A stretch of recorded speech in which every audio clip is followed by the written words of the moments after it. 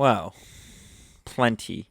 We've just finished up Miami F1 Grand Prix where we had big news of Lando winning, which we'll get into. Um, we got MudTrials to cover. We got Aerobit sponsors. We got IndyCar. Everything. We got a bit of everything today. It's going to be feel a short and sweet podcast, but hopefully we'll be able to cover it all in as best detail as possible.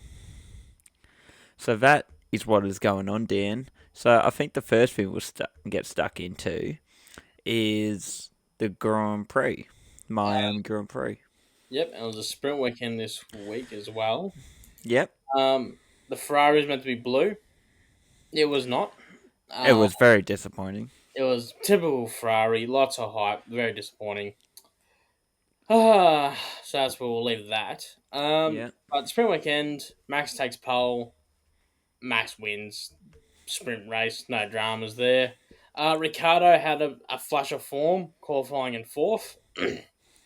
And then followed up with actually at some point in the race coming up to third for the first few laps. And then I think by lap 4, Checo Perez had caught him, but he managed to hang on to fourth from Charles Leclerc behind for the rest of the race. So that's good for DR, give a bit of confidence. yeah, Um, absolutely. It was beaming. He had that Danny Rick smile going. yeah, no, it was good. It was good to see him back and scoring points.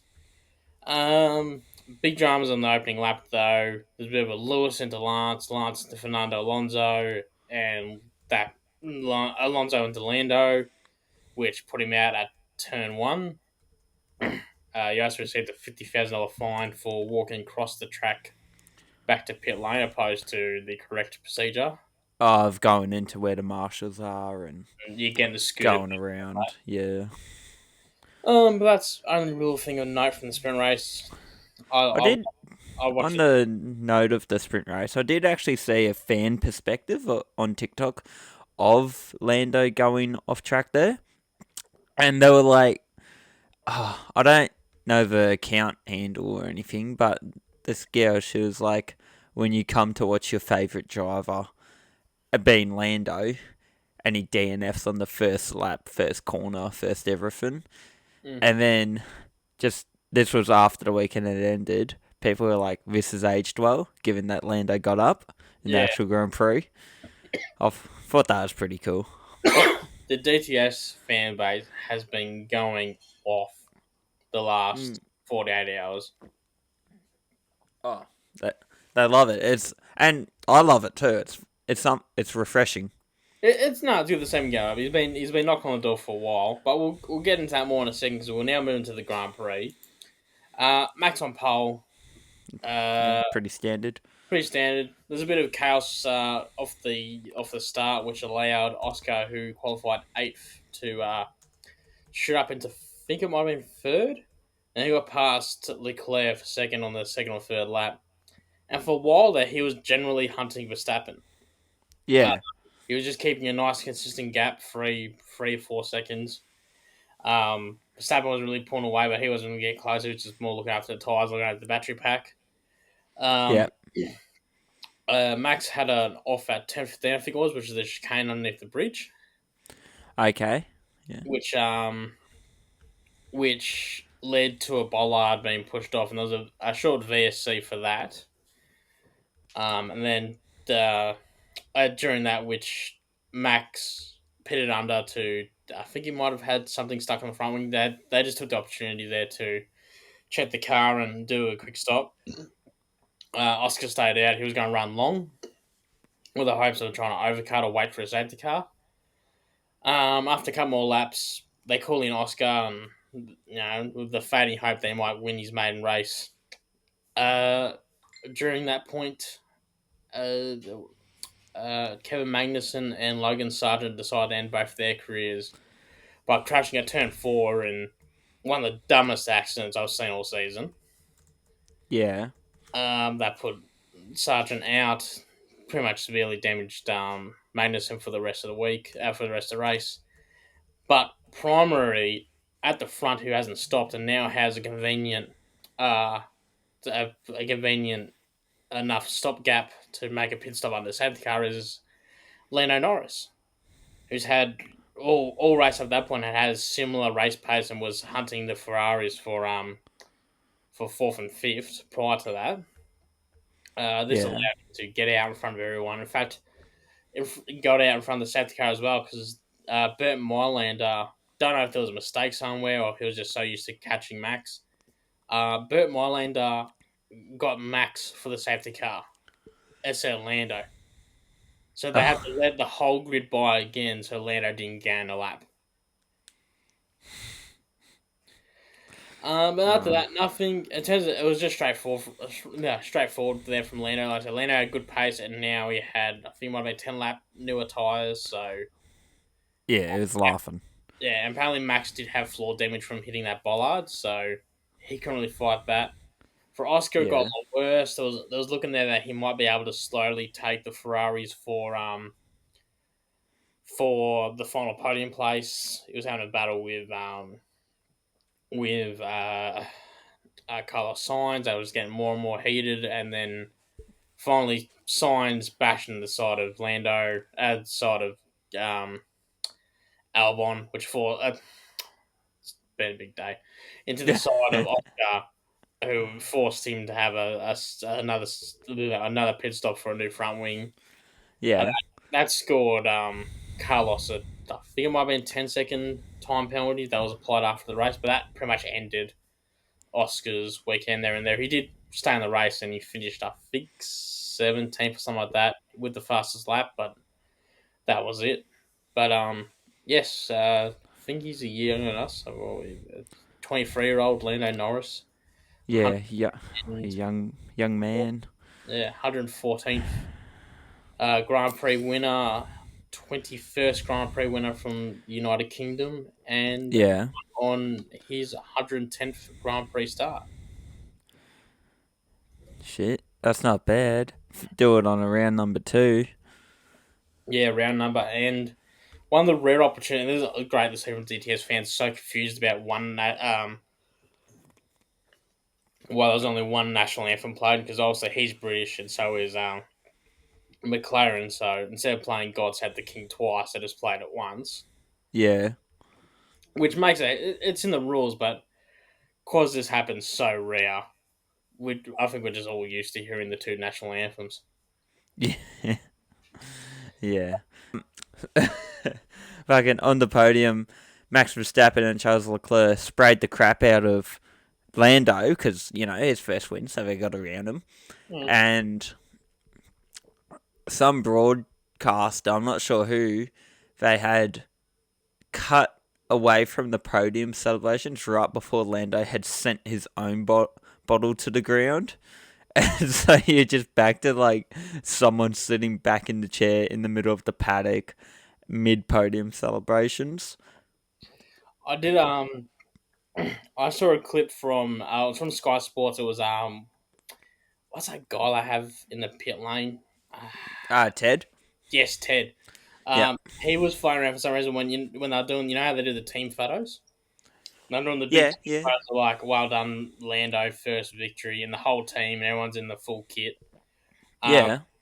and Zach Brown walks over to Fred Vasseur, the team principal of Ferrari, and cheekily gives him a McLaren cap, which he puts on. Oh, I did see that, yeah.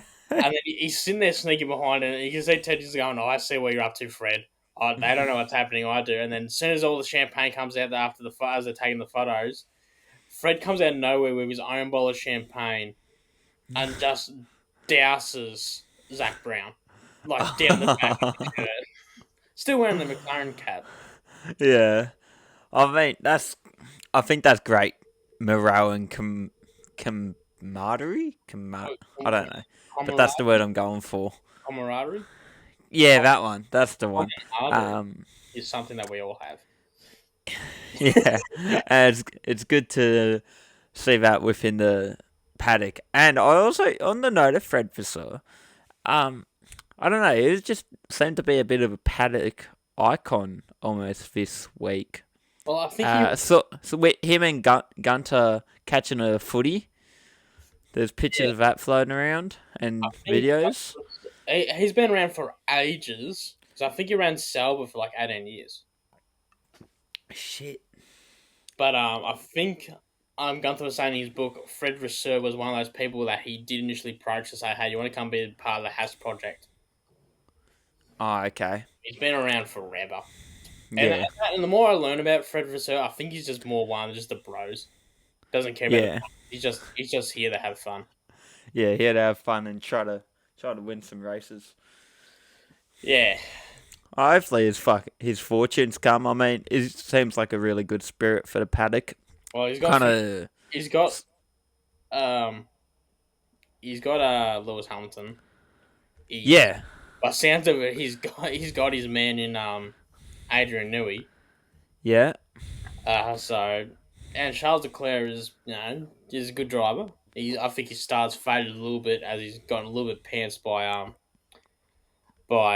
Carlos Sainz, but now the mixture is there to have a good mix. Yeah. They get And I just get a mean, good give car. him. I reckon 1 year, 2026 of just fluffing around, finding out. Everyone's kind of finding where they stand with each other. Come 27, they should be laughing. They should be well on their way to a nice row of a few wins here and there. I don't know. Depends how every other team manages the new regulations. Mm. Yeah, so no, big weekend for McLaren, showing they had the race pace in when it suits them. Yeah. And I don't know if it was the track design that. I don't know if it was the track design that really suited McLaren. I think they had new upgrades this weekend too. Oh, okay. Yeah, well, I mean, I think it was last year they won the development race in terms of developing their car because they just made huge gains like throughout So summer. last year they were crumped because midway through 22 they all decided, oh, we need to change the regulations because of this porpoising issue. Yeah, Restart design the car, and that Zach said himself, we voted for things that we knew was going to hurt our car, but it had to be done. So basically, yeah, that car we got early last year was had to stop development 6 months earlier because they just poured everything into the real 23 car that wasn't going to arrive until mid season. So that's why it was like such a mad jump in performance because basically they had a whole new car for the second half of the year. yeah. It's bloody. They did bloody so good with that though. Yeah. Um, Well, speaking of whole new car second half of the year, Williams might have a whole new driver for the second half of this year, if not ah, earlier. yeah, With the looks of that, the axe is coming down on Logan Sargent. yeah. I mean, it's nowhere near. I know it's a lot less experience, but it's nowhere near Alex. No, Just different universe. nowhere near at all. And I get this crash between Kevin Magnussen and himself was a bit of 50-50. He should have given room. Magnussen shouldn't have had his nose there, and Magnussen caught the penalty points anyway. But a bit of Yeah, common sense, another common sense driver would have said, "Is this really worth putting the cars as a risk for 15th?" But yeah, instead, he wrote that off. No, well, not him. They both wrote their cars off yeah, again for a silly reason. So we know for a fact Mercedes AMG has put in a application for a exemption for Kimi Antonelli, their yeah, reserve driver in Formula 2. Now, the reason why they need that is because Kimi Antonelli is currently 17. yeah. And he turns 18 on the 25th of August. Yeah, which is a couple of weeks or the week prior to the Italian Grand Prix. So, well, it sounds of it, Mercedes are going to put him in regardless. It'll just be a case of does he go in at Imola or does he go in at Italy at the Italian Grand Prix? It all depends if they get that exemption. So, Yeah, there's nothing concrete saying that he's going to. There's nothing concrete saying that he's going to Williams, but seems like that's a logical place. Also, they have a relationship with Williams for their engine partner, and they've done that previously with. I almost said Boy George. That's the wrong one. George Russell. Uh, coming to Imola. uh, yeah, they've done that. So they got previous relations. So it wouldn't surprise me if they said, "Hey, look." we know you've had enough of Sargent. We Yeah, will chip in some coinage towards voiding his contract. 'Cause that's been the big thing of a lot of people saying, well, anyone they can afford, it's almost just as cheap to let Sargent fill out the rest of his year, other than having to pay him whatever the buyout will be on his contract. yeah, Maybe Mercedes has all this spilt over money from the budget cap anyway, so we'll pitch in a couple $1 million to avoid that Ge- contract for you, but you've got to put our guy in, pay him well yeah, and do it with a smile. yeah. And that makes total sense. I mean, you can't keep someone who's slacking around and And slacking this hard. the second is, and I brought up previously, like you go back to 2020 when him and Piastri were fighting for the Formula 3 title.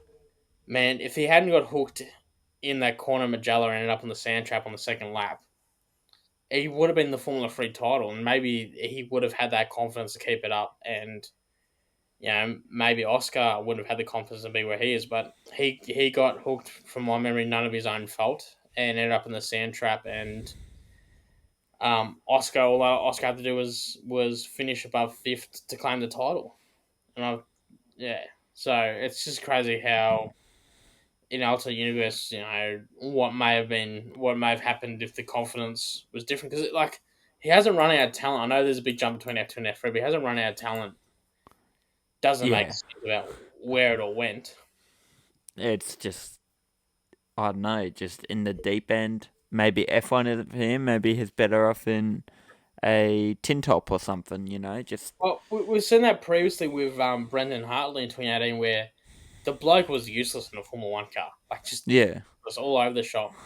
But you put him in a Le Mans car, and he's gone and won, like, I think he's won Le Mans twice. He's won two World Endurance Championships. He's Yeah, it one of just, the sorted out guys in World Endurance racing, and it's just because that suits him more than open wheels. yeah. And that's perfectly fine. I mean, all the best to Logan. He'll find some American series or something, and he'll partake in that, and off he goes.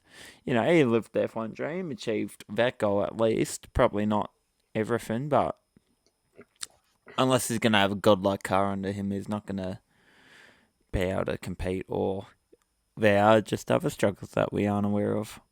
Yeah. And before we leave the world of Formula One, pretty much, while it's not a guarantee it will happen, it is. Logan wrong one. Kevin Magnussen's guaranteed to miss a race. It's been a long day, Ash. Don't give me dramas. I'm not giving you dramas, mate. I'm having a cackle. Let Um, me have a cackle. no, no, only professionalism here, mate. Um, yeah, Kevin Magnussen's gonna miss a race this season. It's just a matter of when. Yeah. I mean, probably one where he doesn't need to defend Nico so much.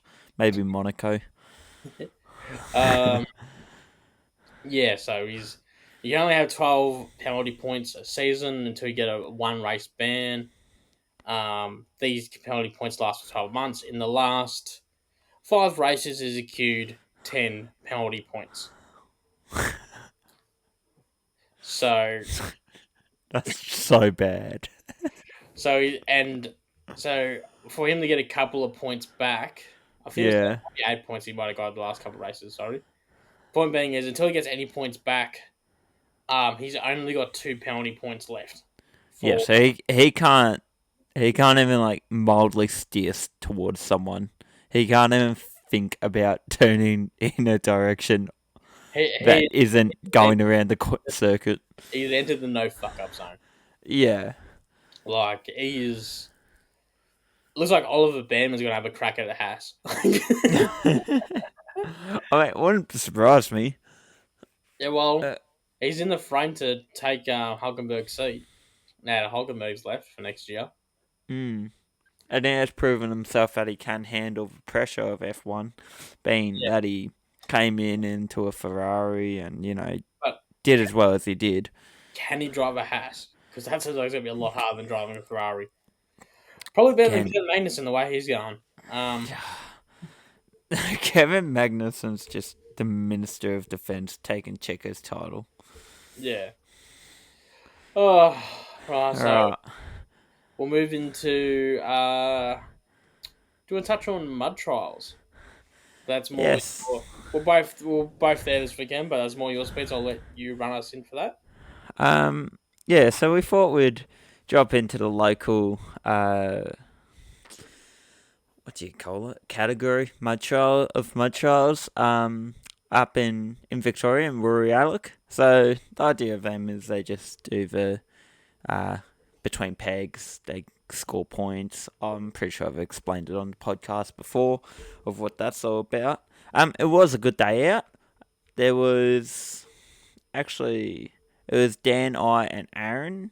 Aaron's someone new coming to the RaceNuts world in a way, I knew which member. will a new member. Who's going to kind of be doing his own thing. He was enjoying. He loves my trials. There are opportunities coming up that we hope to jump on to at least passenger in these cars, and so we'll make a good video out of that. That's going to be a really fun day out, and hopefully not too much whiplash because sometimes those cars they can get flogged around. Um, what else? Yeah, it was just a good day of competition. Uh, it's a good day out. I think it's a good way to sum it up. And just if you don't want anything intense, that's kind of the way to go. If you can go to those smaller grassroots events like Mud Trials. Mm. I don't really have too much else to say on Mud Trials, so I'll move us into. We've got area based sponsors moving around. Yes. Um, Yeah, and we've got Peter Adderton also talking about how he's been left out of the party. So, I think yeah. Paige understood, but I'll start with the first one. The Airbus sponsorship. So THF hire. THF. TFH. TF. Temporary fence hire, mate. Right. So yeah, temporary fence hire. They've renewed their sponsorship for the rest of the season. It was originally a free race deal, so they've renewed it for the rest of the year. However, only on car number 1. They are not sponsoring car number 9. So what's car number 9 going to look like then? Probably just a big Airbus sticker at the moment. It won't be a boost sticker, that's for sure. So that's the big thing with them. They're only going to sponsor, and that's they're only going to sponsor Brody Kostecki, and with that too, the team's confirmed that now Todd Hazelwood will drive with Kostecki, not LeBrock. Jack LeBrock. Which, Yeah. while not confirmed, we believe Jada is going to slip into that role of partnering Jack LeBrock. That would be good to see Jada back out there again. No, it's good. He should have a full time seat. Someone actually pointed out to me the other day of how there's a couple of teams chasing Brody for next season. Peter Zerberus's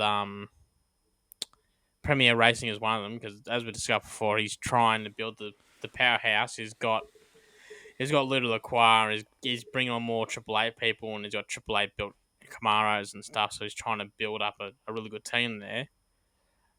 Someone said, "Oh, what if they've brought on David Russell? He's Kostecki's co-driver from the last few races as an extra incentive. Will come drive with us. We have Ludo as your engineer. We'll have your old mate David as your co-driver.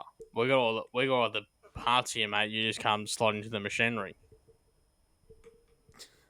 That's a good offer. Mm. It'd be hard pressed to say no to that. Yeah. Oh, I think he's not saying yes to another year of Erebus. Yeah. We got down here to cover IndyCar. Roger Penske disqualified. I haven't heard anything about that, Dan. So I know what's a all bit. this about?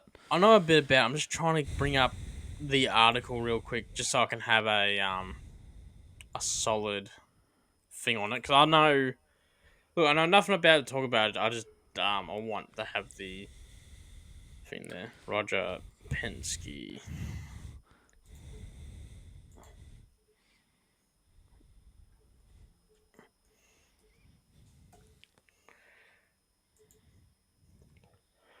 I guess it is. So basically, so in IndyCar they have a push to pass system where I think it's 100 seconds Yeah, they get that sounds about right. throughout a race to use push to pass, and it's only in, to my understanding, only in certain areas. So I think you can't use it everywhere, and you can't use it during a safety car restart. Is my understanding.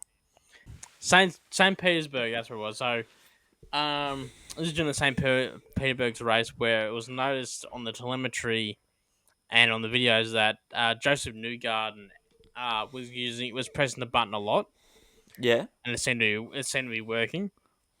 And Scott McLaughlin also pressed it a couple of times. yeah. And so the third teammate, whose name escapes me, Will Power. Will Power didn't use it at all, but I think they found that it was also defective on his car as well.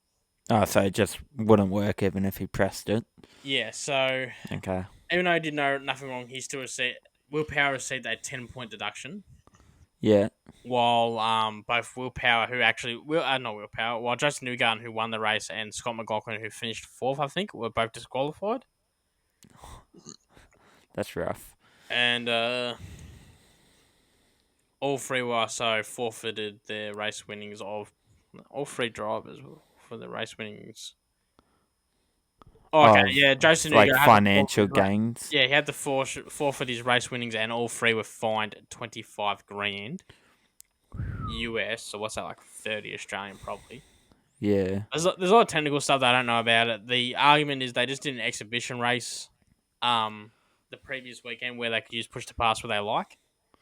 yeah, Their argument was, oh well, also the system wasn't switched back and blah blah, and the fact that apparently it was actually only noticed because someone noticed it on TV and then informed IndyCar, which then found it on the telemetry. telemetry, makes them wonder, oh, how long has this been in use for? You know, so it's Yeah, been a bit of a shitstorm.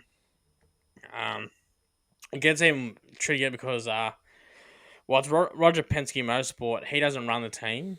He has someone else yeah, that does that because he owns IndyCar and owns um Indianapolis Speedway. So it's sort of like if Jamie Whincup owned supercars and then Red Bull gets in trouble for cheating, and then everyone's wondering, well, how long were you cheating this for? yeah, And in a case of, well, is that a harsh enough penalty? Andretti, Mike Andretti said he would have sacked people over that instead of fighting with it because, like, especially if he owned the whole series.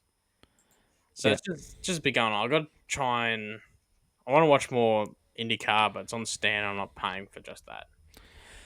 yeah. Keeping to the stateside, we've got Cam getting a shit fit, and we've also got Will Brown having a crack at NASCAR in the coming months. So Well, I saw the video of Cam having a run. I'm not sure who it was against. I But heard his name. that I got the article from. Oh, here is his name. His name's Lane Riggs. okay. Well, that sounds American enough. I don't blame Cam for having a run. All I saw was they were just driving side by side, and then they were having. Oh, what was the Cam. American's name again? Old mate came Yeah, up to him while Cam was taking off his helmet and stuff. So what happened was, by the way, this is over 19th. Yeah, This is over 19th from the truck race. Cam was side by side with Cam on the inside, and Sam, bloody hell, Cam's car just got a little bit loose and just nudged Riggs. yeah, Not bad. It's enough to sort of like knock him off. He lost a bit of time and stuff, and fell back a bit. yeah. Nothing crazy, like not deliberate Not and definitely race not rare. ending, nothing like No, that. literally just a door slap. Yeah. Something you wouldn't have. Apparently, the story is Cam walked up to him to say, "Hey, mate, how cool was that?" Because Cam was over the moon of like how Oh, wild the racing was, and then yeah. old mate wants to punch on. Oh, if nothing So else, fisticuffs will sort it out. so that was basically the big thing with that. I'm just trying Yeah. to see, just trying to bring up this Will Brown story. Your speed cap wants to work with me tonight. There we go. Yes, I'd like to load more. I want to see more of your website. That's why I'm here. Speed cap. 2 weeks ago. How is this 2 weeks ago? But yet Will Brown is not here. I got the punch on. I got everything else is about SVG. Oh yeah, got the bumper. I'll make through a bumper at another car in pit lane. It's just a thing that happens in NASCAR, apparently. Mate, that bumper throw was ages ago too. I'm pretty sure, like on the back of the bumper too, there was something really funny. Like it was something to do with Oh, safety. I'm pretty sure. I can't remember. I know I've never seen a thing going like about. There's a massive sponsor name on the back of the car, Yeah, and he managed not to face the sponsor towards the cameras because normally sponsors don't care as long as their sponsors there. yeah. But apparently it's mentioned here on their podcast, and that is it. Brown is off the NASCAR. Well, apparently not because you blokes haven't wrote an article about it. Anyway, so Brown's off the NASCAR. With who? Don't know. Yes, No one's written an article. No one wants to tell me about it. that's it. We got to be first on the scene. If you want a podcast that knows all about it, apparently listen to Full Credit at the Noise because they won't tell us about it. Let's try Google. Okay, well, Dan's like deep diving Speed Cafe and just talking shit about them when we get a lot of our information because we Top result, don't. Will Brown NASCAR. Oh, look who's got it. Look who's got the story. V8 Sleuth. How hard was that? Give me a second to read it now.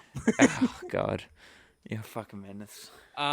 He's going on the 9th of June to race at Simona, which I think that's a road. Yeah, it's a road course. He's going with the team he went with last time that was meant to be running a Brody Kostecki, which is the 33 Chandler Racing Chevrolet team. Yeah. And that's really all there is. No other. The rest is just about Brody's not going, which is obviously because we always. But yeah. So keep an eye on that. What we March, April, May, June, July. So yeah, keep an eye out for that next month. And that is in the Cup Series too, not the Infinity Series. And probably the last thing before we leave NASCAR town and all their abilities not to write Will Brown based stories. For an upcoming race in Darlington, SVG is going to be running a quad lock backed tribute livery to Marcos Ambrose. Love that. So it just looks good. That's nothing really else to say about. Yeah. It's the same livery that Ambrose won. Walking. It's too tired. I'm too tired. Walkinshaw. No. Walk in shore.